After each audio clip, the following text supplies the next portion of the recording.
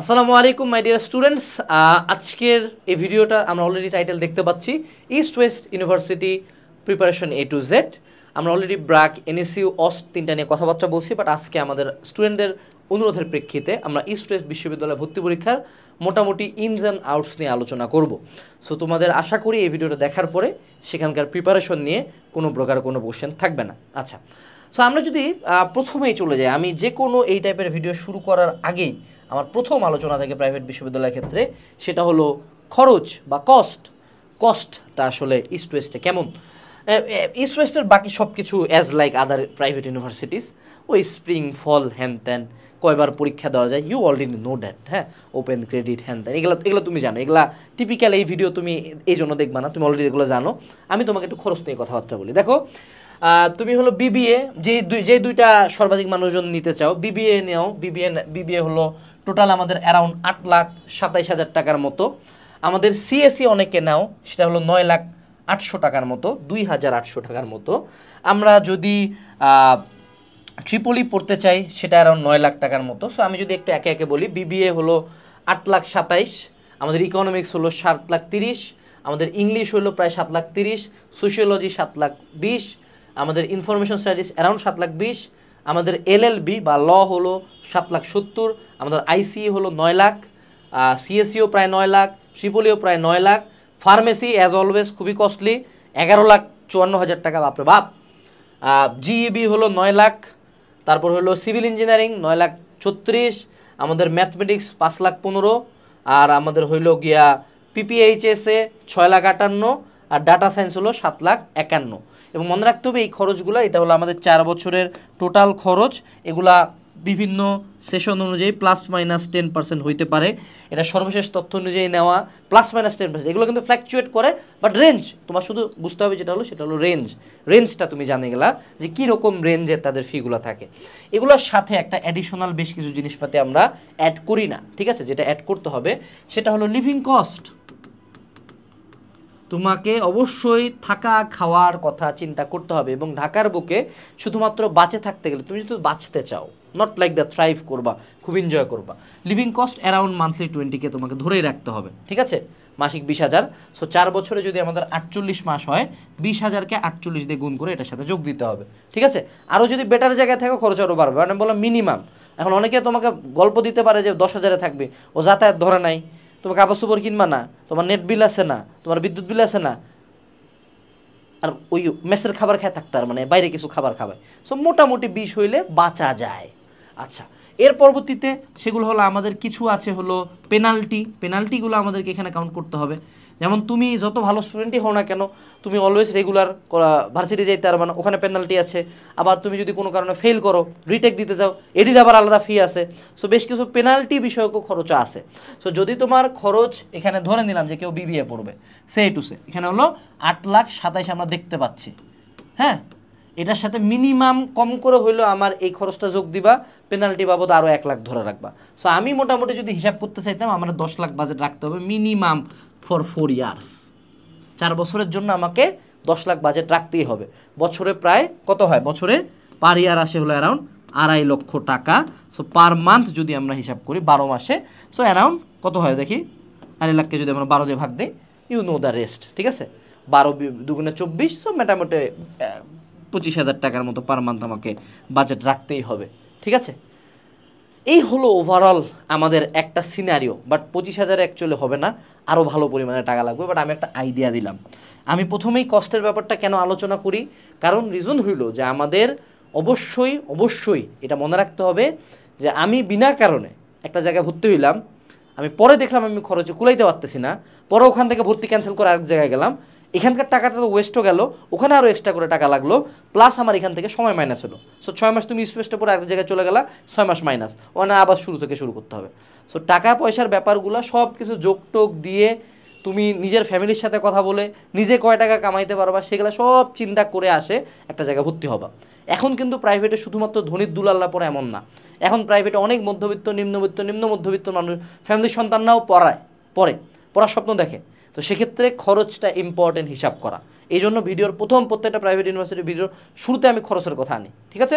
কারণ আমি অনেক স্টুডেন্টকে চিনি যারা ভর্তি হয়েছে পড়া কন্টিনিউ করতে পারেনি, এটা গেল হলো খরচের ব্যাপারটা। আচ্ছা, এরপরে যদি আমরা এদের কোশ্চেন প্যাটার্নটা দেখি, কোশ্চেন প্যাটার্নটা বড়ই পিকুলিয়ার, মোটামুটি মিলে না, ব্রাক এনএসইউর সাথে মিলে না, অস্টের সাথে কাইন্ড অফ মিলে কিন্তু মিলে না, আবার ওটাও মিলে না। কেন মিলে না এটা আমি বলতেছি।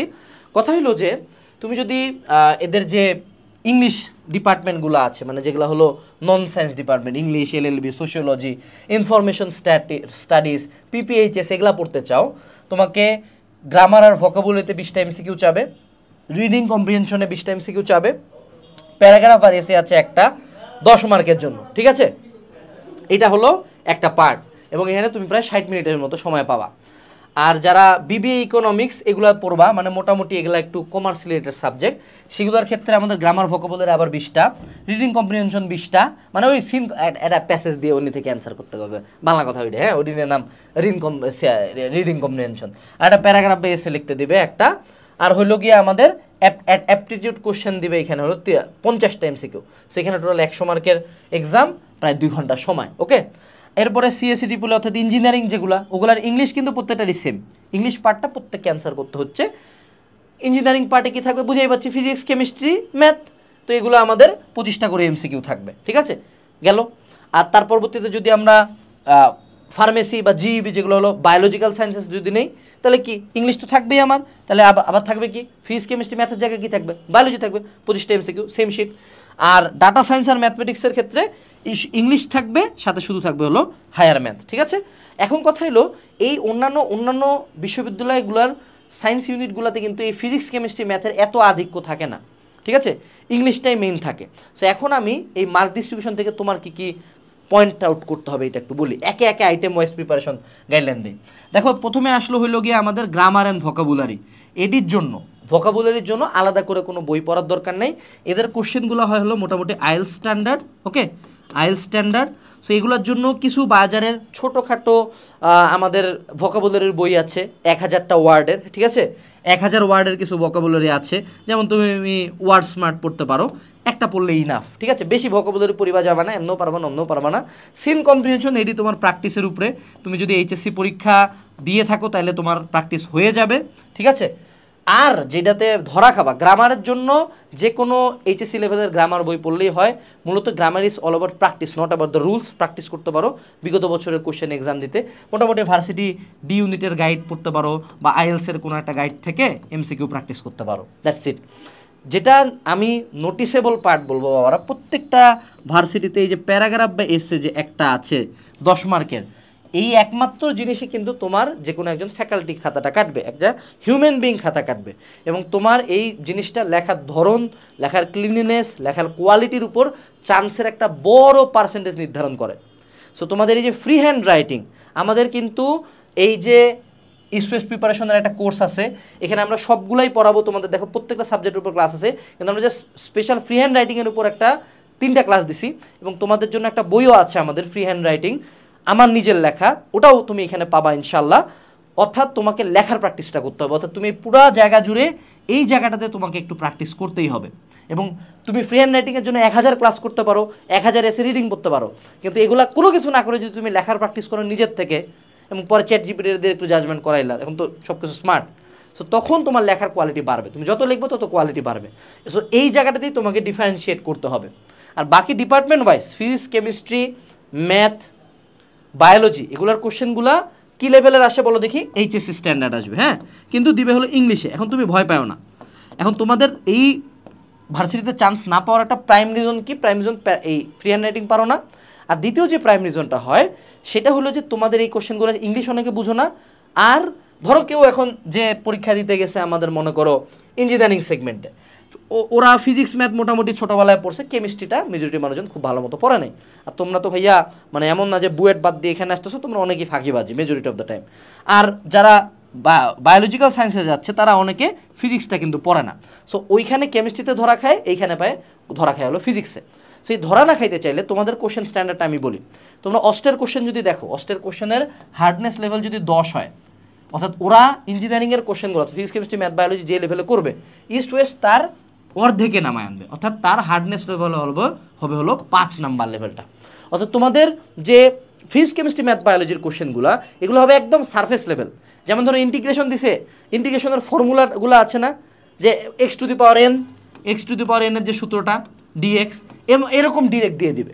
অর্থাৎ তোমাদের কোশ্চেনগুলো হবে একদম সারফেস লেভেল কোশ্চেন্স, অর্থাৎ কখনো তোমাকে আইওটি লেভেলের কোশ্চেন করবে না, কিন্তু সেইখানে ভয় পাও না, কোশ্চেন হবে একদম সারফেস লেভেলে।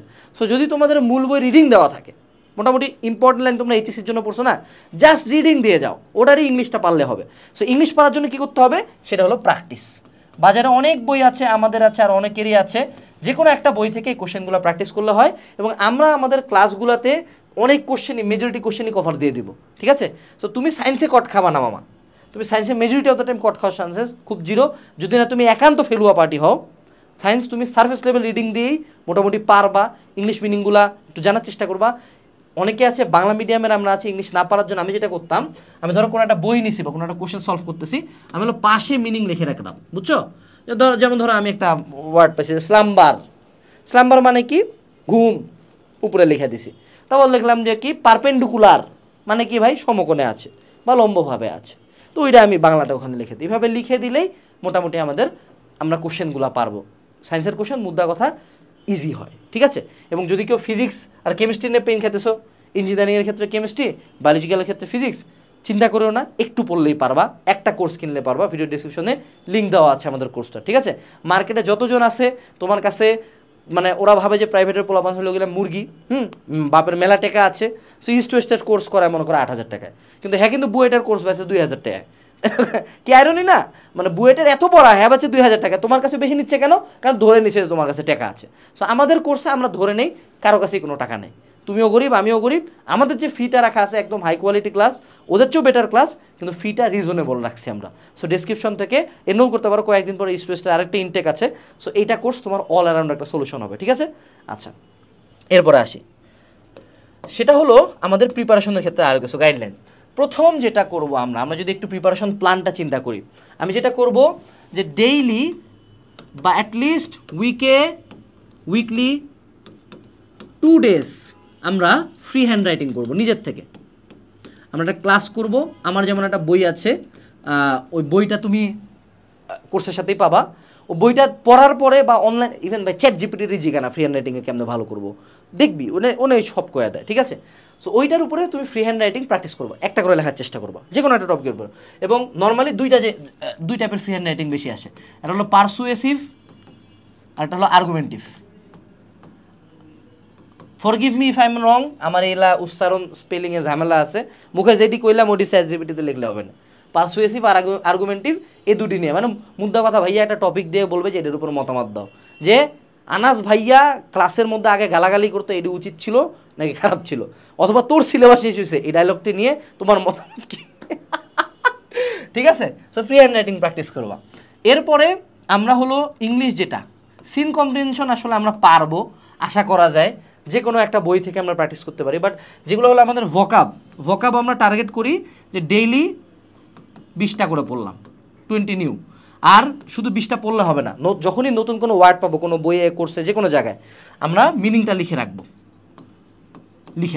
বাংলায়, ঠিক আছে? গেল। আর গ্রামারের জন্য যে কোনো মার্কেটের অ্যাডমিশন রিলেটেড যে বইগুলো আছে, এগুলোর প্রিভিয়াস ইয়ারের কোশ্চেন সলভ করবো, কারণ কোশ্চেন হবে তো এমসিকিউ, তাই না? গেল, এটা গেল হলো আমাদের ইংলিশের জন্য। আর সায়েন্সের জন্য আমরা যদি 1 month আমাদের মূল বইটা জাস্ট রিডিং দেই, আমরা যে কোনো একটা কোর্স থেকে ক্লাস করব, আর তার পরবর্তীতে আমরা একটু প্র্যাকটিস করব, তাইলেই হয়ে যাবে। মোটামুটি টোটাল জার্নিটা যদি তুমি ইস্ট ওয়েস্টে চান্স পেতে চাও, তোমার মোটামুটি 2 to 3 মান্থের একটা প্রিপারেশন টাইমই মোর দেন ইনাফ হয়ে যাবে। 2 থেকে 3 মাস যদি নিজেকে টাইম দাও, যারা একটু ভালো স্টুডেন্ট আছে তারা আমরা 1 মাসও কভার দিয়ে ফেলতে পারবো, তাইলে কিন্তু আমাদের ইস্ট ওয়েস্টের চান্সটা হয়ে যাবে। এই তো ওভারঅল আমাদের ইস্ট ওয়েস্টের জার্নিটা। মুদ্রা কথা, east west is a very very good option, top notch অপশনগুলোর মধ্যে একটা, কিন্তু উইদাউট প্রিপারেশনে কিন্তু এখানে আমি চান্স পাবো না। সো আমাকে একটু প্রিপারেশন নিয়ে যেতে হবে, এবং এই প্রিপারেশনের জন্য হালকা ইসলাম প্রাইভেট ইউনিভার্সিটি প্রিপারেশন সেগমেন্টের থেকে আমাদের ইস্ট ওয়েস্ট ইউনিভার্সিটির প্রিপারেশন কোর্স আছে, কোর্সের সাথে এক্সাম আছে, ম্যাটেরিয়ালস আছে। সো ডিসক্রিপশন থেকে তুমি কিন্তু এনরোল করতে পারো। এটুকু ছিল আজকের ভিডিওতে। আসসালামু আলাইকুম, টাটা।